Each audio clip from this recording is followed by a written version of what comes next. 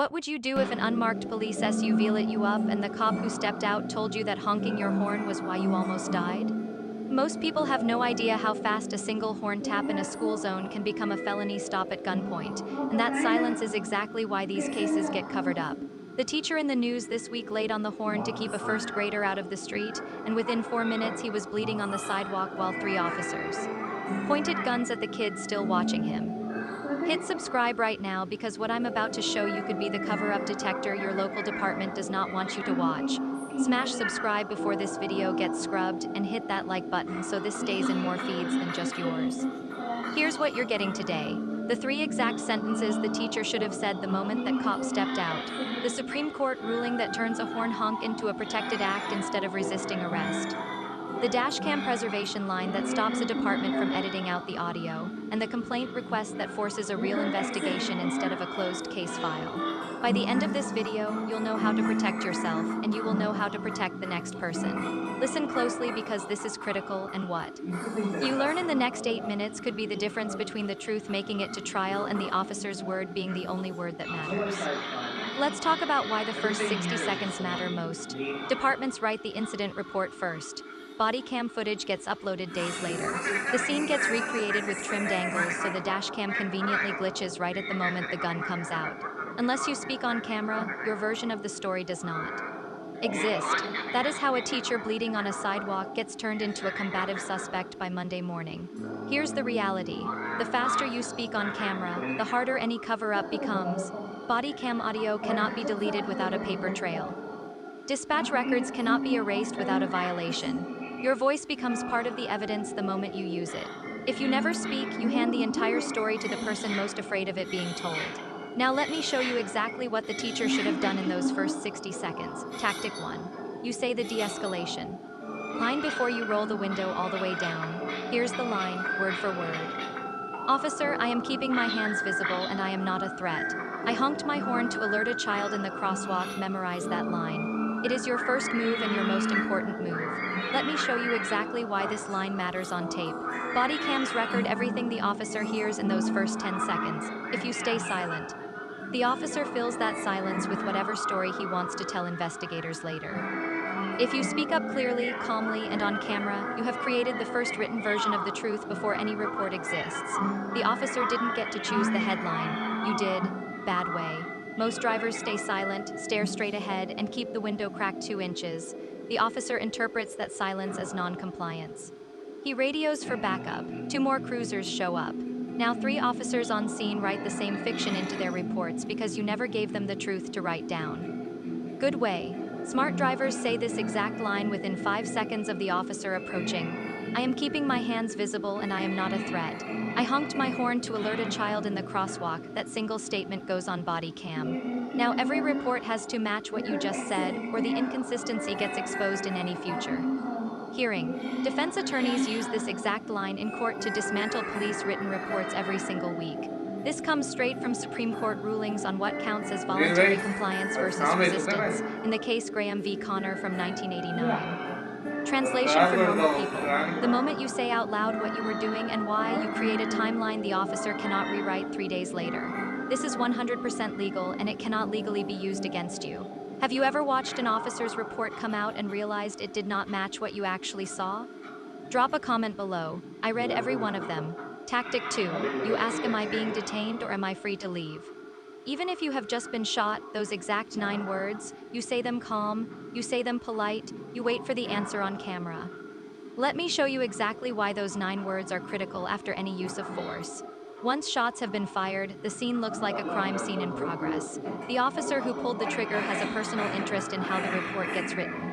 If you don't force the legal question out loud, the officer stays in control of every word on the official record. Bad way. Most drivers who just got shot lie on the ground bleeding and wait quietly for the officer to decide what to do. The officer tells them to shut up. The officer writes in the report that the driver was actively resisting even though the driver is bleeding on the pavement. Now the report says the officer feared for his life, and that single sentence controls the entire investigation from that point forward. Good way. Smart drivers who just got shot say, am I being detained or am I free to leave? Before they let any officer close to them without a paramedic present. That question forces the officer to answer it on body cam. Either the driver is detained with a real legal reason, or the officer is committing an unlawful seizure at gunpoint. There is no middle ground in the law.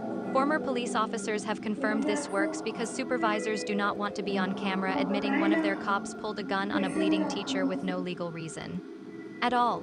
The instant you ask the question, the scene shifts from officer in control to officer must explain himself to a lieutenant. This is 100% legal under the Fourth Amendment, and any officer who tells you otherwise is lying to your face. Watch what happens next. The officer hesitates, backup arrives. The backup officer asks the shooter officer what the probable cause was for drawing down on a stopped car. Now there are two versions of the truth being recorded on the same body cam network, and you forced both of them to exist. Tactic 3, you protect the dashcam. Before anyone on scene gets the chance to delete it. After you ask if you're detained, you say this line, word for word. I am requesting that all body cam and dash cam footage of this incident be preserved for the record. That is the preservation line. Memorize it. Here's the reality. Police departments are not required to keep footage forever. Some delete it after 30 days. Some upload only the angles that show their version of the events. Your request on camera creates a legal obligation under the public records laws of your state and under the department's own retention policy. Translation for normal people. They delete it now, they break the law, they keep it, and your attorney gets the unedited original, bad way. Most drivers never say a single word about the footage. 3 weeks later, the only recording in the case file is the department's edited version. The original audio cuts out right before the gun is drawn. The video starts 5 seconds after the shot. You have no way to prove what happened in that first minute. Good way. Smart drivers say the preservation line within the first 5 minutes. The officer on scene hears it. It goes on body cam. The dispatch log records it. The shift supervisor hears it on the radio. Now every piece of footage has to be produced unaltered, or the destruction itself becomes evidence of a cover-up. I've analyzed over 200 body cam videos, and in every case where the driver said this preservation line, the original footage survived to trial.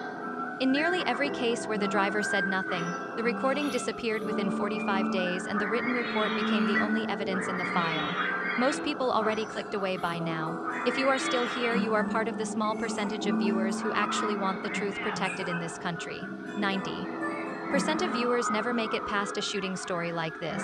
Drop a comment saying I'm still here and tell me which state you are watching from. I want to know who is still listening.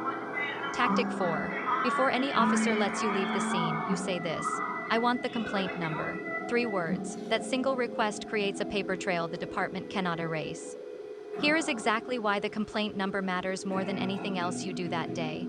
Every department tracks officer misconduct through these official complaint numbers. If you do not ask, the complaint file never gets opened. If you ask, the department has to create an incident log, assign a supervising officer, and write a written summary. That summary becomes evidence in any future civil rights lawsuit, and it becomes the official record the family and the attorneys will use. Bad way, most drivers go home, get stitched up, and try to put the whole thing behind them. 6 months later, the officer is still on patrol doing the same thing to someone else in your city.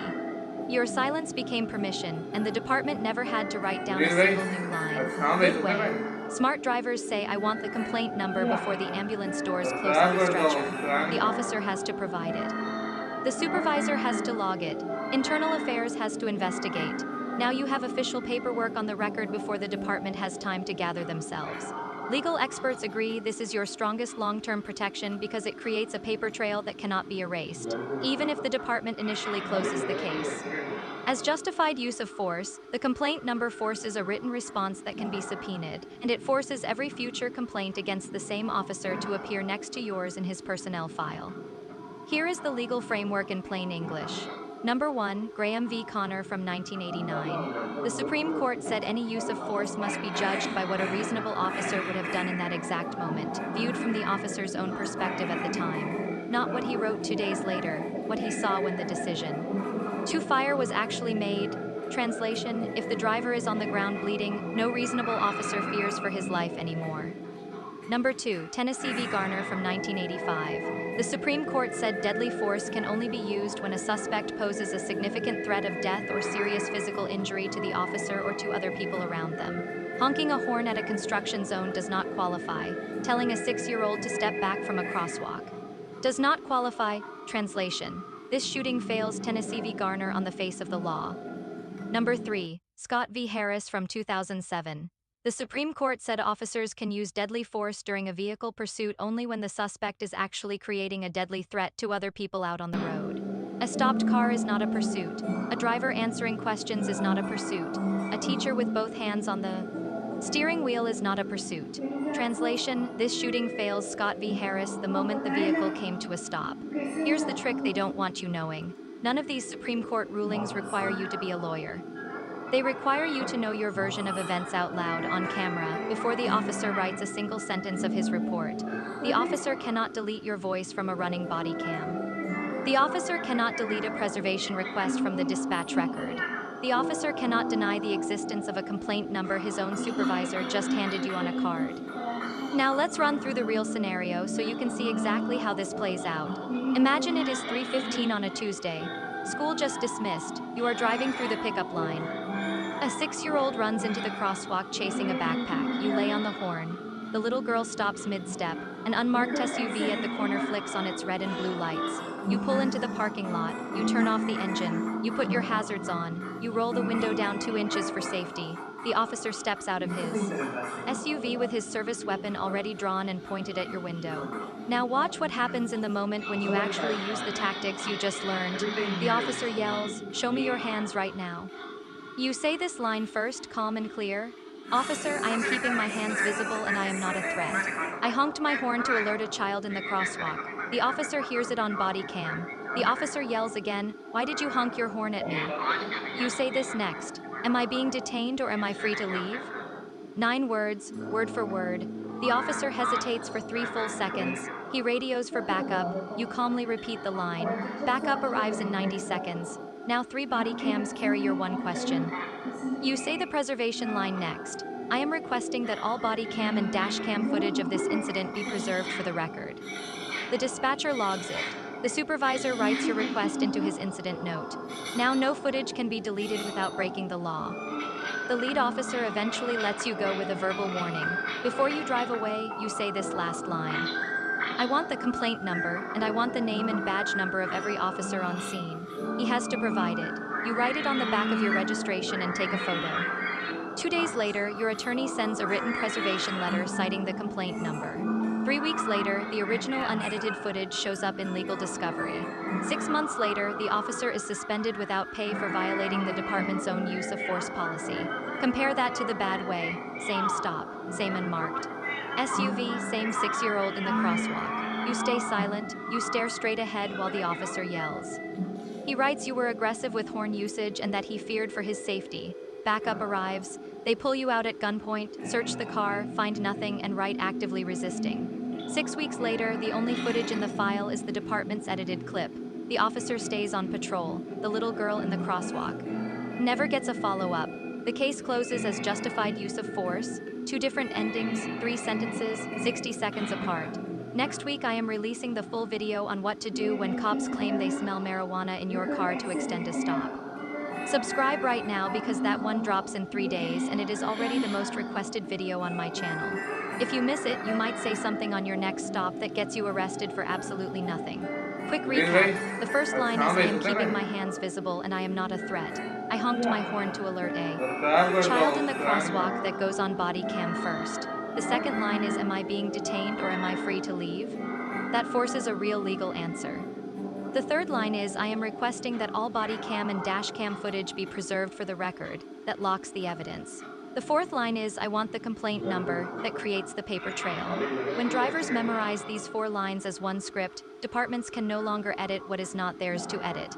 Officers can no longer deny what body cam just recorded. Internal affairs can no longer close a complaint file that carries an official number. The cover-up fails the moment you speak on camera. Hit subscribe right now so you catch next week's video on the smell of weed traffic stop.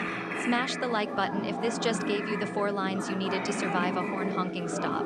Drop a comment below with the state you live in and tell me whether your local department requires officers to wear active body cams every shift. And if this video just exposed something your city has been hiding from you, share it with one real person today before the algorithm buries it.